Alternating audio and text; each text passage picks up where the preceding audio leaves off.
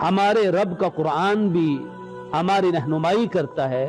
اللہ رب العزت نے قرآن پاک میں ارشاد فرمایا، یا ایھا الذین آمنوا علیکم انفسکم، اے ایمان والو تم اپنی خبر لو کہ تم کیا کر رہے ہو۔ اور پھر فرماتا ہے کہ لا یضرکم من ضل اذا اہتدیتم، فرمایا کہ جب تم ہدایت پا گئے، اگر تم سیدھی راہ پر آ گئے، اگر تمہارا رستہ ٹھیک ہو گیا، تو فرمایا کوئی گمراہ پھر تمہیں راہ ہدایت سے ہٹا نہیں سکے گا۔ لیکن پہلے اپنی اصلاح کرو، اپنے آپ کو درست کرو۔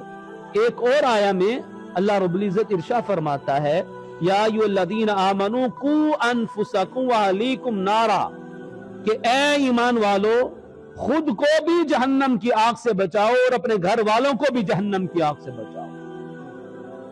ایک اور آیا میں اللہ ارشاد فرماتا ہے کہ وَلْتَنْظُرْ نَفْسٌ مَا قَدَّمَتْ لِغَدٍ، چاہیے کہ ہر نفس کو کہ وہ یہ دیکھے کہ اس نے قیامت کے لیے کیا تیار کر کے رکھا ہوا ہے۔